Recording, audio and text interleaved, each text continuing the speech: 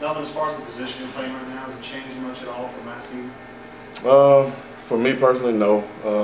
Last year I kind of backed up Duke and both Duke and Sammy in both positions right now. But so no, I'm pretty comfortable where I'm at. Staying on the outside for the most part? Well, it kind of varies, just depending on the play call, formation, or whatnot. So you mainly focus on the X and the Y then? Well, we don't really call it X and the Y, whatnot. It's a slot receiver, outside receiver. Like I said, it just depends on the play call, formation, play specific for certain plays. Well, how hopeful are you to get the ball thrown to you a little more frequently this season? I'm just trying to show them that trying to be consistent every day in, day out.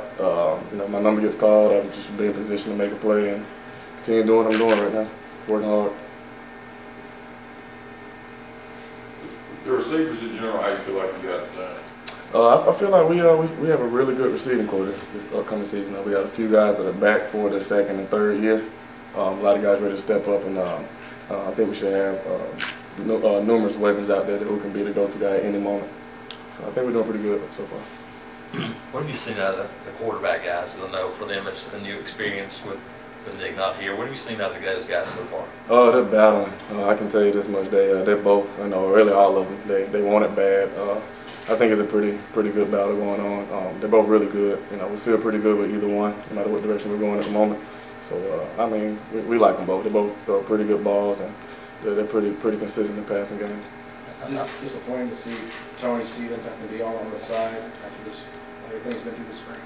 I don't really know the complete update on him. Tony, he'll be back. At the end of the day, it's a spring ball, and we don't want to take any chances of what he's got going on. I don't know how long he's going to be out, but he'll be fine. How's he done this spring? We foresee for him in the fall. Tony's growing. I've been around since he came in, and I think he's ready to step up and make some plays this year. He could definitely be a deep ball threat for us, or just be a threat all around. He's gotten bigger, he's gotten stronger. I think he's going to help us out quite a bit. How much of a surprise is a guy like Jason Smith, for maybe guys that didn't know as much about him, to see him kind of jump in there at wide receiver? What have you seen out of him? Well, first of all, he caught on really fast. With our offense, things going 100 miles an hour. That's basically where guys get caught up a lot coming in, and things moving so fast they get confused a lot. But he came in, and that's probably got a lot to do with him being a quarterback and already knowing what's what. But he caught him really fast, and he's just such an athlete that we depend on him to make plays, and he's going to do that. He's going to do that for us. I always ask you about D. Lord, but now that he's kind of becoming an MLB star, you just kind of follow him real closely. You a big fan? Oh yeah, I've always been a D. Gordon fan. What people don't know, he's just an all-around athlete, man. He's a great basketball player. He's just fast, great baseball player. He's just a fun guy to talk to, be around, and he's a funny guy. So I'm still a big fan. I'm still a fan of him. He's a lot faster than you. Oh, a lot faster. Not even close. How exciting was it for you to be in practice and look over and see Cam Newton checking out what you guys are doing? Oh, it's always fun to see him in town. It's always good to speak to him. He's always got a lot of encouraging words, and he's always got a lot of motivational words too. That when he speaks to guys, they soak it in, and he seems to give guys a different outlook on how to approach practice and games and everything else they do. Did you talk to him today? Yeah, I spoke to him. At the same time as during practice, so I was kind of focused on what we were doing. But like I said, I spoke to him. It's good to see him in town, and it's always fun to see him in town. The last few years, Jeff Whitaker has kind of been quote-unquote grandpa. Have you kind of unfortunately taken on that moniker? To be honest with you, I kind of took it on last year too.